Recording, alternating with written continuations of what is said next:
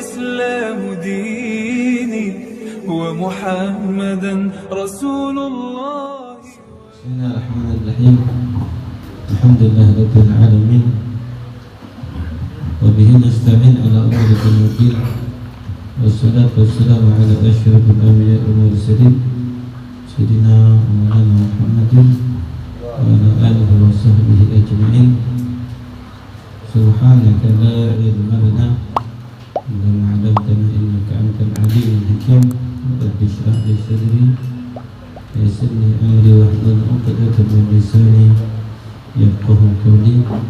اللهم صل وسلم على سيدنا محمد الفاتح لما أغلق الخاتم لما سبق ناصر الحق بالحق والهادي إلى صراطك المستقيم وعلى آله وصحبه حق قدره مقداره العظيم. اللهم إنا نسألك فهم النبيين وحفظ المرسلين وإلهام الملائكة المقربين. اللهم أغننا بالعلم وزينا بالحلم وأكرمنا بالتقوى وجملنا بالعافية يا رب العالمين. وقال معلم رحمه الله تعالى ونفعنا به بعلومه في الدارين آمين. فصل وأما ضعف الإيمان فهو بلية عظيمة وخسرة ذميمة تنشأ عنها أمور مذمومة مثل ترك العمل بالعلم وترك الأمر بالمعروف ونهي عن المنكر والأماني في المغفرة بلا سعي لها والاهتمام بالرزق وخوف الخلق إلى غير ذلك من أخلاق masy'umah. Selanjutnya yang kedua dari hal yang menyebabkan binasanya manusia dan celakanya manusia di dunia hingga nanti di akhirat adalah sebab yang kedua lemahnya iman seseorang hamba, di mana lemahnya iman itu merupakan baliyatun azimah, musibah yang sangat besar bagi seseorang hamba yang mengatakan dirinya adalah orang Islam namun keimanannya kepada Allah lemah. Maka itu merupakan baliyah azimah, musibah yang terbesar bagi manusia ketika imannya lemah kepada Allah. Wa khasratun damimah, dan bagian sifat yang tercelah ketika seorang Islam, seorang hamba yang mengatakan Tuhannya adalah Allah namun imannya lemah, itu adalah sifat yang paling tercela. Tansya'anha umurun madmumah, karena dengan lemahnya iman tersebut akan timbul masalah-masalah baru, timbul perkara-perkara baru dengan lemahnya iman tersebut di dalam kehidupan manusia itu. Di dalam diri seorang hamba tersebut apa? Tarkul amal bil ilm. Kalau seandainya dia punya ilmu namun ilmu tersebut tidak menambahnya iman kepada Allah, maka menyebabkan dia akan menggampangkan ilmu, meninggalkan untuk mengamalkan ilmu pengetahuan tersebut sekalipun berilmu. Namun ketika imannya lemah, ilmu tersebut akan hilang darinya, hanya sekedar tulisan, hanya sekedar semat nama bahwasanya dia adalah orang yang berilmu, namun cerminan dari perbuatannya tidak tampak bahwasanya dia adalah orang yang berilmu. Wa tarkul amal bil ma'ruf wa nahyi 'anil munkar, dengan adanya lemah iman akhirnya malas dia untuk apa? Mengajak kebaikan dan mencegah dari perbuatan mungkar. Karena apa? Karena imannya enggak ada, bagaimana dia mau mengajak dirinya saja enggak mampu melakukan kebaikan, terlebih lagi mencegah dirinya untuk terjerumus di dalam kemaksiatan pun tidak dapat dia lakukan. Lebih-lebih mau mengajak orang untuk berbuat baik, lebih-lebih mencegah orang untuk meninggalkan kemaksiatan, dia punya ilmu saja tidak diamalkan. Wal amani bil maghfirah, maka setelah itu akan timbul permasalahan baru di dalam hidupnya. Apa? berandai-andai, berangan-angan dengan lemahnya iman tersebut, bahwasanya dia akan mengatakan Allah Maha Pengampun, Allah Maha Baik, Allah Maha segala-galanya. Gak masalah hari ini maksiat dulu, gak masalah saat ini durhaka dulu, saat ini gak ngamalkan ilmu dulu, hari ini duit dulu, hari ini harta dulu, hari ini pekerjaan dulu. Karena apa? Ekonomi hari ini lemah. Nantilah tobat, nantilah berbuat baik, nantilah. Israel pun datang kepadanya, tidak ada kalimat nanti. Maka dari hal yang demikian, ini akan lemahnya keimanan, tidak yakin dengan Allah. Lemahnya seorang hamba tersebut, pasti dia akan mengandalkan kemampuannya, pasti dia akan mengandalkan akalnya untuk urusan dunianya, untuk urusan rezekinya, untuk urusan pekerjaannya, semuanya dia mengandalkan akalnya, sehingga Allah tidak ada dalam hatinya, sehingga mengatakan kalau enggak bekerja enggak makan, kalau enggak cari duit enggak dapat uang, dan lain sebagainya. Maka ini diantara tanda lemahnya iman seseorang. Wa ala qadril imanil abdi yakun imtithaluhu lil amri wajtinabu lin nahyi wa dalil dalil ala du'fi imanihi tarkuhu lil muwafaqat wa irtikabuhu lil mukhalafat fa ala kulli mu'min ay yas'a fi taqwiyati imanihi. Dan yang paling nampak kadar iman seseorang itu kepada Allah dengan bagaimana dia melaksanakan atau mengerjakan apa yang Allah perintahkan, dan bagaimana dia meninggalkan apa yang Allah larang. Maka dengan hal yang demikian sungguh tampak jelas akan keimanan seseorang kepada Allah Subhanahu wa ta'ala, kuat atau lemahnya dengan bagaimana dia meninggalkan hal-hal kemaksiatan di dalam kehidupannya, dengan bagaimana dia mengerjakan hal-hal yang wajib atas dirinya untuk dia kerjakan, dan bagaimana dia melaksanakan hal-hal perkara yang mana itu perbuatan sunnah, yang mana itu adalah perbuatan wajib, yang mana hal-hal yang baik, yang mana akhlak-akhlak yang baik yang ia kerjakan tersebut itu merupakan cermin kuatnya iman seseorang. Namun kalau seandainya ibadah wajib tinggal, apalagi sunnah, ibadah wajib teledor, apalagi perkara-perkara yang baik, akhlak yang baik nggak ada, perbuatan yang soleh nggak ada, di situ sudah tampak lemahnya iman seseorang. Kehidupannya apa? Pasti brutal. Kehidupannya apa? Pasti bobrok. Perbuatannya pasti apa? Pasti nggak baik. Tutur katanya apa? Pasti nggak sopan. Selalu menyakitkan hati orang lain ketimbang membuat orang perasaan orang baik, menyebabkan hati orang senang.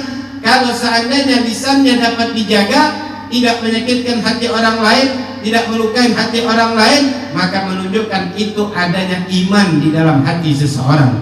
Namun kalau seandainya lisannya aja tajam, sesama teman nggak pernah akur, di dalam kehidupan lingkungannya nggak tegur sapa, di dalam perbuatannya pekerjaannya tidak jujur, maka ini menunjukkan akan apa?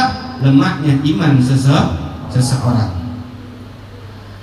Maka dari hal yang demikian haruslah kita berupaya untuk meningkatkan iman kita, kadar imannya kita, keyakinan kita kepada Allah Subhanahu wa ta'ala. Ayo sama-sama kita tingkatkan. Wal umur allati yuqawi bihal iman wa yazid sarasah. Bagaimana cara untuk meningkatkan iman tersebut? Meningkatkan iman dengan 3 cara. Ahaduha ayyusri bisam'ihi ila ayati wal akhbar allati fiha dzikrul wa'di wal wa'id wa umurul akhirah wa ila qisasil anbiya wa ma uyyidu bihi minal mu'jizat wa ma halla bima'ani bi minal mathalat wa ila ma kana alaihi salaf salih min az-zahada fid dunya war raghbah fil akhirah ila ghairi dzalika min al-adillah as-sam'iyyah. Pertama, di antara tanda upaya kita mau meningkatkan iman adalah sering-seringkan telinga kita ini mendengarkan ayat-ayat Allah Subhanahu wa ta'ala. Sering-seringkan upaya telinga kita ini mendengarkan hadis-hadis Nabi Muhammad. Sering-seringkan telinga kita ini mendengarkan nasihat-nasihat yang baik. Sering-sering telinga kita ini untuk apa? Mendengarkan Al-Quran dari antara jaminan-jaminan Allah terhadap makhluknya hidup di atas dunia ini. Allah kasih jaminan. Allah katakan, wama fil ardi wama min dabatin fil ardi illa 'ala Allahi rizquha wa ya'lamu mustaqarraha wa mustawda'aha kullun fi kitabim mubin. Allah katakan, tidaklah merata apapun bergerak yang hidup di atas muka bumi ini, semuanya udah ditanggung sama Allah rizkinya. Rizkinya udah ditanggung. Kita tahu bahwasanya Allah yang menanggung rizki kita, rizki istri, rizki anak, rizki apapun itu, semuanya udah ditanggung sama Allah Subhanahu wa ta'ala. Jangankan kita, binatang-binatang yang hidup tidak punya pekerjaan, tidak punya warung, tidak punya apartemen, tidak punya usaha, tidak punya lain-lainnya, maka dia tetap diberikan oleh Allah Subhanahu wa ta'ala kehidupan. Mereka ditanggung rizkinya sama Allah. Ini makhluk Allah Subhanahu wa ta'ala, semuanya ditanggung oleh Allah Subhanahu wa ta'ala. Dan Allah tahu di mana Allah titipkan kehidupan itu kepada manusia, dan di mana mereka diletakkan setelah Allah hidupkan mereka, di mana mereka untuk Allah letakkan agar mereka hidup di atas dunia ini. Semua sudah ada di dalam catatan Allah. Semua sudah ada di dalam ilmu pengetahuan Allah. Semua ada di dalam genggaman Allah Subhanahu wa ta'ala. Tak perlu kita ragukan, tak perlu kita khawatirkan. Yang perlu kita khawatirkan bagaimana keimanan tersebut meningkat dengan Allah Subhanahu wa ta'ala. Di saat kita meragukan rizkinya kita, di saat kita meragukan perbuatan Allah, di saat kita meragukan jaminan Allah, di situ tanda akan lemahnya iman kita. Di situ merupakan bukti bahwasanya kita nggak yakin akan janji Allah. Kita nggak yakin akan jaminan Allah Subhanahu wa ta'ala terhadap segala sesuatu yang melata, yang hidup, yang bernyawa, yang bernapas di atas dunia ini. Maka kalau seandainya kita mengatakan, gimana caranya kalau nggak kerja nggak dapat duit? Sekarang kamu sudah kerja, dengan kamu kerja tersebut kamu taat, dengan kamu kerja tersebut kamu ibadah, dengan kamu kerja kamu merasakan bahwasanya puas dengan hasil apa yang kamu dapat, kemudian kamu bersedekah atau tidak? Kalau seandainya kamu kerja, berupaya siang malam pagi sore, nggak ada lagi batas waktu istirahat, nggak ada lagi batas waktu yang namanya kontrak kerja dari jam sekian ke jam sekian, tidak ada lagi tentunya waktu. Semua kita kerja, semua kita habiskan waktu, sehingga lupa salatnya, lupa ibadahnya, lupa silaturahminya, lupa Qur'annya, lupa berbuat baiknya dan lain sebagainya. Ini Allah Subhanahu wa ta'ala wujudkan sebagaimana apa yang kita katakan, bahwasanya mencari rezeki itu sulit. Itu merupakan doa kita sendiri, dan itu merupakan apa? Ketidakpercayaan kita kepada rezeki yang sudah ditanggung Allah, sehingga lupa semuanya, dan sehingga menghalalkan yang haram menjadi halal, yang bukan haknya kita hanya menjadikan haknya kita rampas. Inilah menunjukkan akan apa?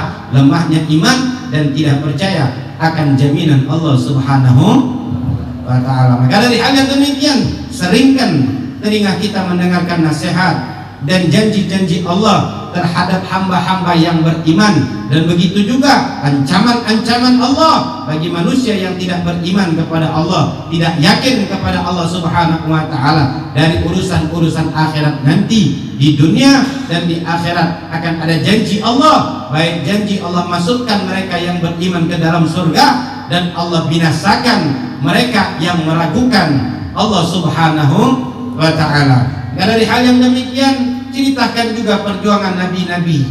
Di antara perjuangan nabi yang mana mereka tidak pernah menceritakan aku punya pekerjaan ini, aku pekerjaan ini, sehingga mereka dengan pekerjaan tersebut melupakan perintah Allah. melupakan yang namanya kewajiban Allah untuk mereka berdakwah, untuk mereka mengajak umat. Mereka punya juga istri, mereka juga punya keturunan, anak dan keluarga.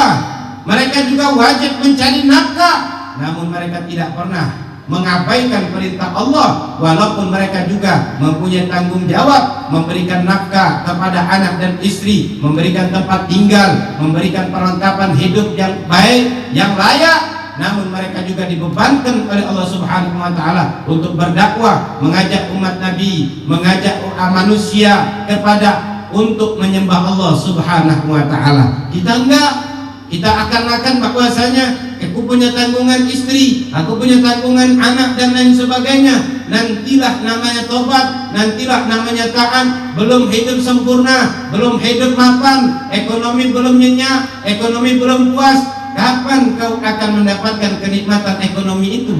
Kapan kau akan mendapatkan kesejahteraan itu? Kapan kau akan mendapatkan yang namanya kebahagiaan itu? Di saat yang kau cari merupakan rizki yang sudah ditanggung oleh Allah Subhanahu wa taala. Yang kau cari merupakan kenikmatan Allah Subhanahu wa taala. Maka dari hal yang demikian, setelah kau cari, jangan lupa kau ingkari. Sujud di hadapan Allah Subhanahu wa taala. Selama ini berapa banyak kenikmatan yang Allah berikan kepada kita, membuat dirinya kita sujud atau membuat dirinya kita semakin jauh kepada Allah, menyebabkan kita semakin senang ataukah semakin payah di dalam mencari rezeki. Kalau seandainya dengan kita melupakan Allah, menjauhkan diri dari Allah, dan rezeki itu semakin seret, datengin yang mempunyai rezeki, datengin yang menghidupkan kita, datengin yang menjamin hidupnya kita, baik anak dan keluarganya kita, sujud di hadapannya, minta kau kepada Allah Subhanahu wa taala rizki dan minta kemudahan. Itulah cara yang benar, bukan kau menjauhin dan musuhin Allah Subhanahu wa taala untuk kau mendapatkan yang namanya kenikmatan rizki di atas muka bumi Allah. Asani an yanzur bi ainil istibsar wal istidlal ila malakutis samawati wal ardh wa ma fihi min ajabil ayati wa badai mansnu'at. Dan kemudian hendaklah engkau menyaksikan dengan mata kepala kita masing-masing, dengan untuk mencari tanda-tanda akan kehebatan Allah Subhanahu wa taala. Di dalam kehebatan Allah yang ada di langit dan kehebatan Allah Subhanahu wa taala yang ada di atas muka bumi ini. Pandang itu semua dengan penuh keyakinan, dengan penuh keimanan bahwasanya tidak ada sesuatu apapun yang terjadi di atas muka bumi ini yang mana Allah Subhanahu wa taala dapat umpama menaruh air di dalam kelapa tersebut, yang mana kelapa berlapis-lapis, ada sabutnya, setelah sabutnya ada batoknya, setelah batoknya ada daging kelapanya, baru di dalamnya ada air kelapanya. Bagaimana Allah Subhanahu wa taala bisa memasukkan air tersebut di dalam kelapa, sedangkan yang namanya air tersebut yang kita katakan harusnya dari bawah ada sumbernya, ini dari bawah naik ke atas air tersebut muncul. Ini merupakan apa? Kita berpikir betapa hebatnya Allah Subhanahu wa taala untuk menjadikan itu semua. Allah Subhanahu wa taala, kita berpikir lagi bagaimana caranya Allah Subhanahu wa taala meninggikan langit yang tidak punya atapnya, yang tidak punya tiang-tiangnya, tidak runtuh. Allah membuat yang namanya langit tersebut tidak bertiang. Ini merupakan suatu kehebatan Allah Subhanahu wa taala. Apalagi kalau seandainya langit itu besar, langit itu luas, tidak ada satupun penyangganya dan tidak rubuh pula yang namanya langit tersebut. Allah Subhanahu wa taala kuasa, Allah Subhanahu wa taala mampu, lebih-lebih lagi yang namanya menjaga kita, lebih-lebih lagi memberi makan kepada kita. Maka ini merupakan apa?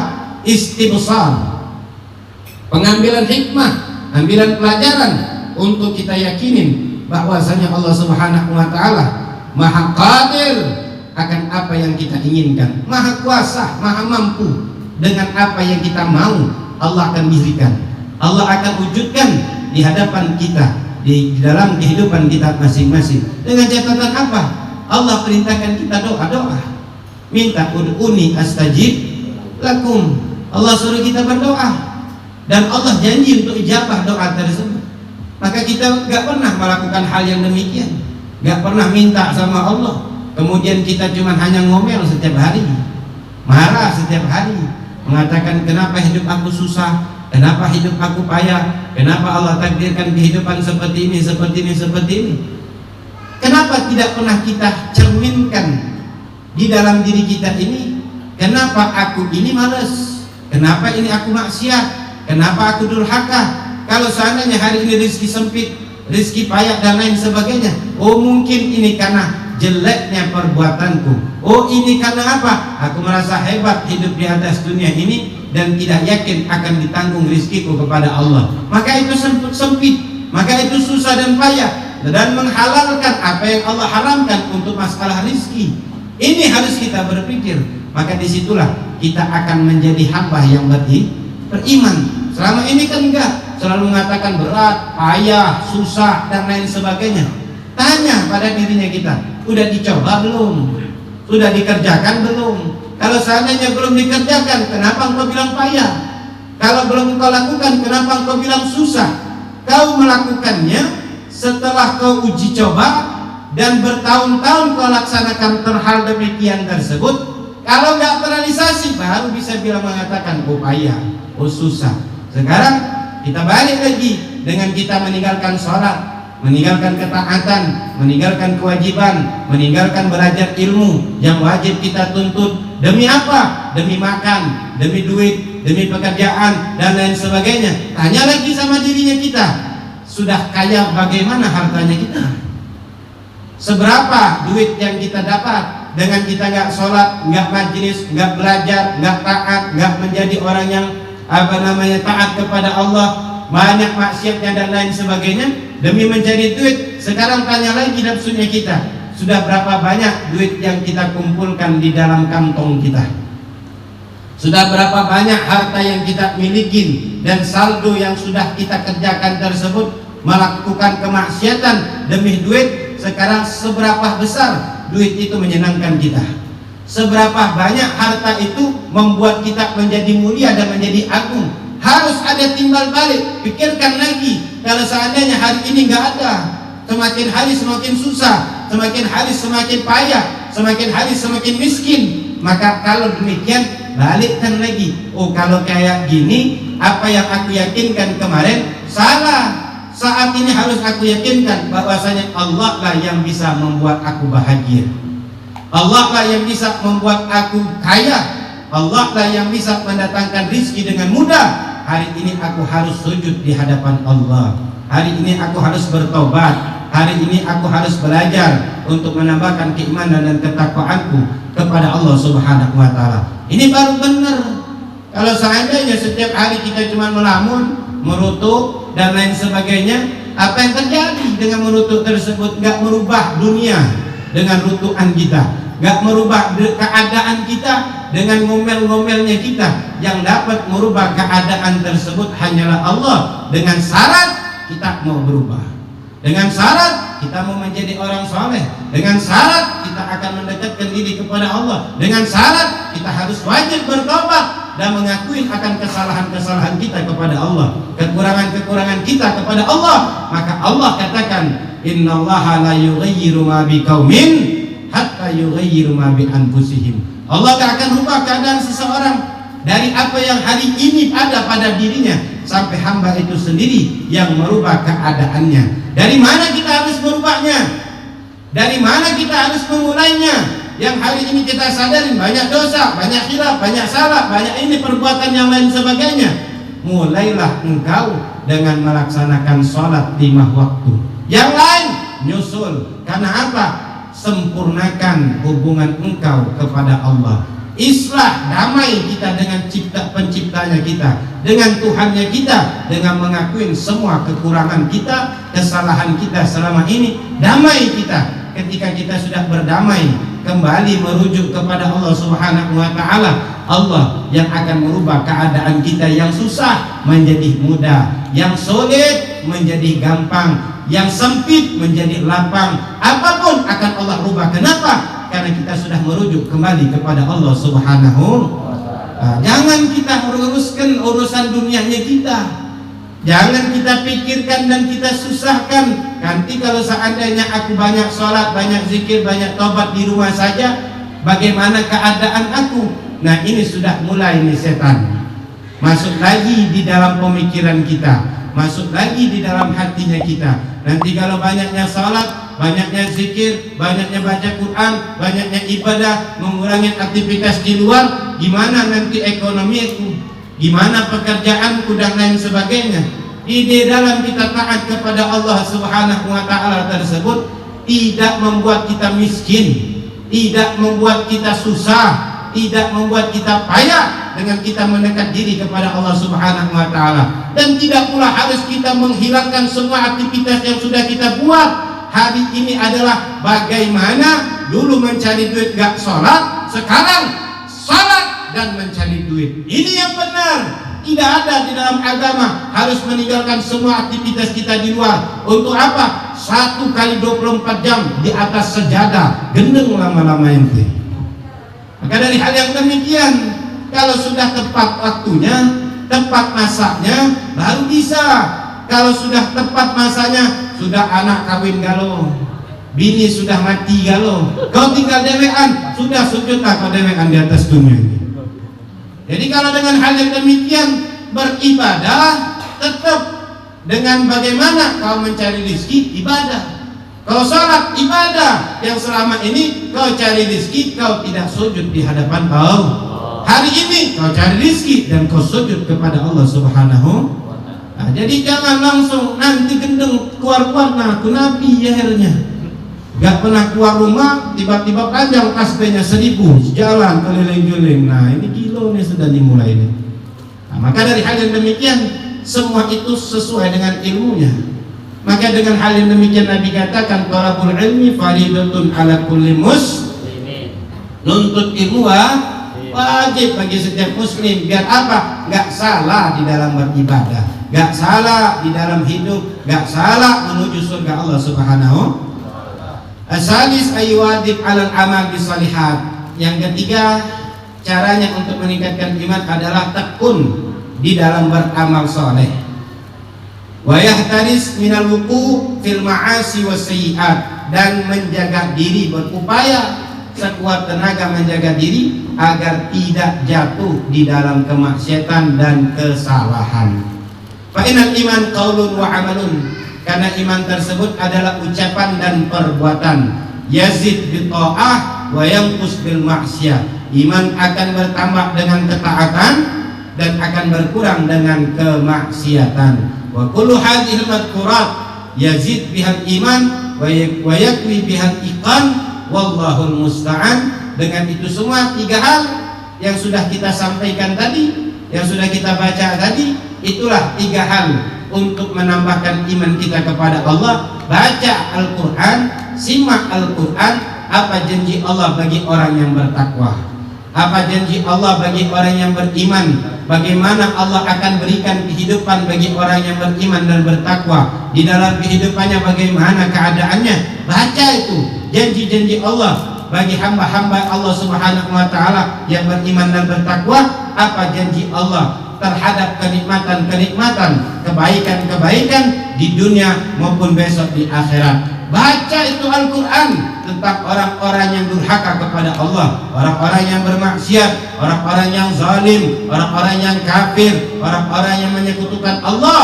Baca janji-janji Allah Subhanahu wa taala akan ancaman Allah bagi orang yang bermaksiat, bagi hamba yang durhaka, bagi hamba yang gak sujud, bagi hamba yang gak taat, bagi hamba Allah yang menzalimin dirinya sendiri. Apa janji Allah terkait dengan ancaman tersebut? Maka disitulah akan bertambahnya keimanan kita kepada Allah Subhanahu wa ta'ala. Bacakan diri kita akan sejarah orang-orang yang soleh, orang-orang yang sudah benar-benar mendapatkan kenikmatan dari Allah berupa iman, berupa Islam, kuatnya iman mereka, lezatnya iman mereka, manisnya Islam mereka. Kita dengarkan sejarah mereka, bagaimana Allah perbuat di dalam kehidupan mereka. Apakah mereka susah, apakah mereka miskin, apakah mereka payah, apakah mereka bersedih, dan bagaimana setelah mereka mati, sebagaimana kita banyak dapetin makom-makom wali-wali Allah yang mana mereka itu hidup juga sama dengan kita. Mereka juga punya anak, mereka juga punya istri, mereka juga wajib mencari nafkah dan lain sebagainya. Namun itu semua tidak melalaikan mereka dari Allah Subhanahu wa ta'ala. Mereka juga mencari nafkah dan lain sebagainya. Mereka juga bekerja. Ada mungkin yang bersawak di antara walinya Allah, ada yang berdagang di antara walinya Allah, ada yang bekerja dengan orang lain sebagai pegawai dan lain sebagainya. Macam-macam profesi mereka orang soleh tersebut. Namun tidak menyebabkan mereka melupakan Allah Subhanahu. Dan ingat bagaimana mereka setelah mati. Hari ini orang yang hidup gak bisa memberikan makan kepada orang yang hidup. Namun orang yang mati, para wali-walinya Allah, bisa memberikan lapangan pekerjaan dan beri makan kepada orang-orang yang hidup di zaman sekarang. Berapa banyak dulu di sana, desa sana gersang, desa sana gak ada yang namanya orang yang datang, desa sana gak ada pekerjaan dan lain sebagainya, susah ekonominya, payah ekonominya.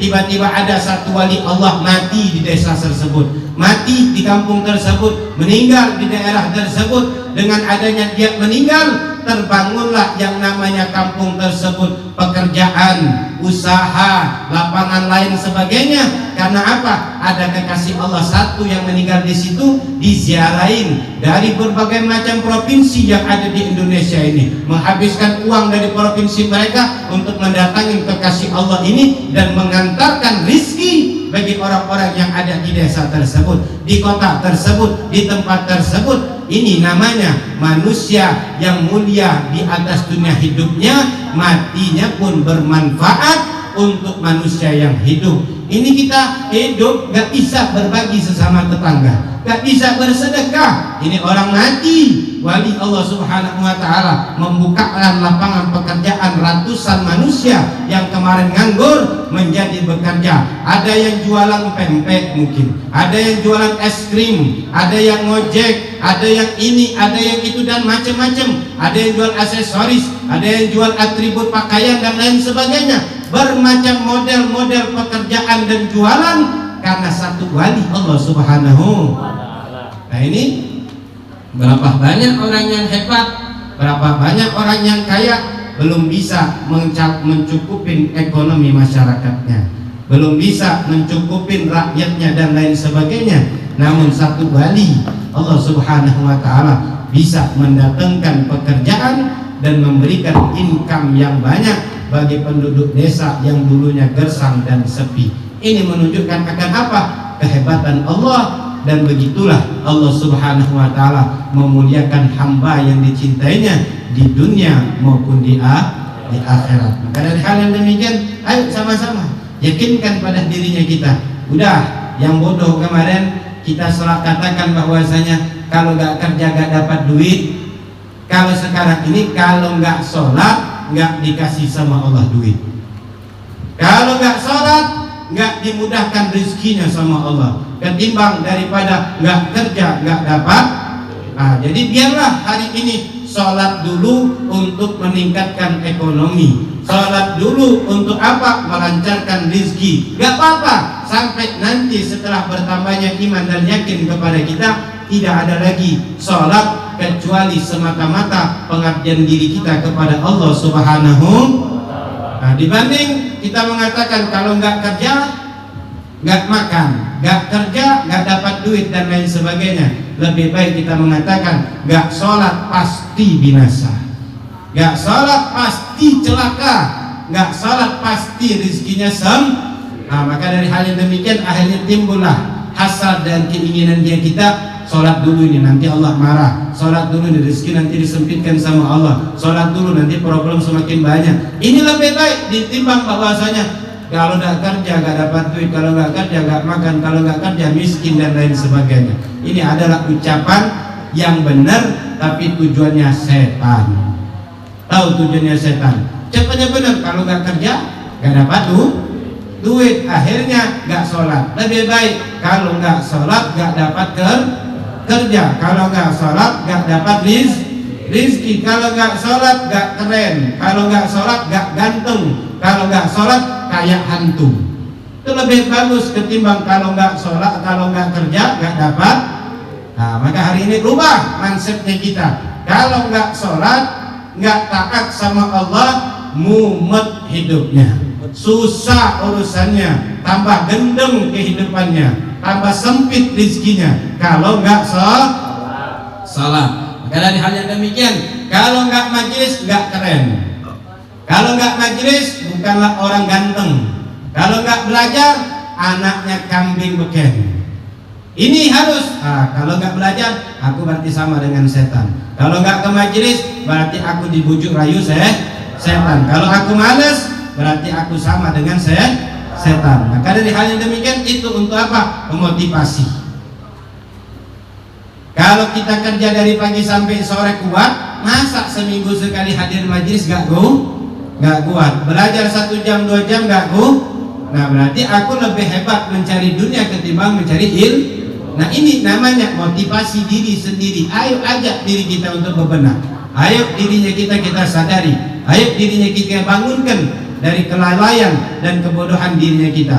Semoga Allah Subhanahu wa taala berikan kita taufik dan hidayahnya, dan Allah berikan kekuatan iman dan Islam di dalam hati kita, dan keyakinan benar-benar hanya Allah lah tempat kita meminta, hanya Allah lah tempat kita berlindung, hanya Allah lah tempat kita titipkan suatu harapan, hanya Allah lah yang mewujudkan semua keinginan, dan hanya Allah lah yang menyelamatkan kita di dunia dan di akhirat. Hanya Allah lah segala-galanya untuk kita hidup di dunia dan untuk kita selamat nanti di akhirat. Hanya Allah lah yang bisa menyenangkan hatiku, hanya Allah lah yang bisa menggampangkan urusanku, hanya Allah lah mewujudkan semua impian dan harapanku di dunia dan di akhirat. Dan semoga Allah Subhanahu wa taala mengijabah semua niat-niat kita yang baik, harapan-harapan kita yang baik, tujuan-tujuan kita yang baik. Semoga Allah Subhanahu wa taala lapangkan hati kita, tanamkan cahaya iman dan Islam di dalam hati kita, kuatkan yang namanya kebatinan kita kepada Allah, keyakinan kita kepada Allah, harapan kita kepada Allah. Dan semoga Allah hilangkan dari hati kita berharap kepada selain Allah Subhanahu wa taala, berharap kepada selain Allah Subhanahu wa taala. Semoga di dalam hati hanya nama Allah, hanya nama Allah, hanya nama Allah yang kita harapkan di dalam hati kita, yang sangat besar, yang sangat besar dan sangat agung. Hanya nama Allah Subhanahu wa taala. Al-Fatihah. Bismillahirrahmanirrahim. Alhamdulillahirabbil alamin arrahmanir rahim maliki yaumiddin. Iyyaka na'budu wa iyyaka nasta'in. Ihdinas siratal mustaqim. Shiratal ladzina an'amta 'alaihim ghairil maghdubi 'alaihim waladdallin. Amin. Allahumma shalli wa sallim ala Muhammadin sahibil busyra, salatan tubashiru nabiyya wa alana wa auladana wa jami'a masyayikhina wa mu'abidina wa talabatana wa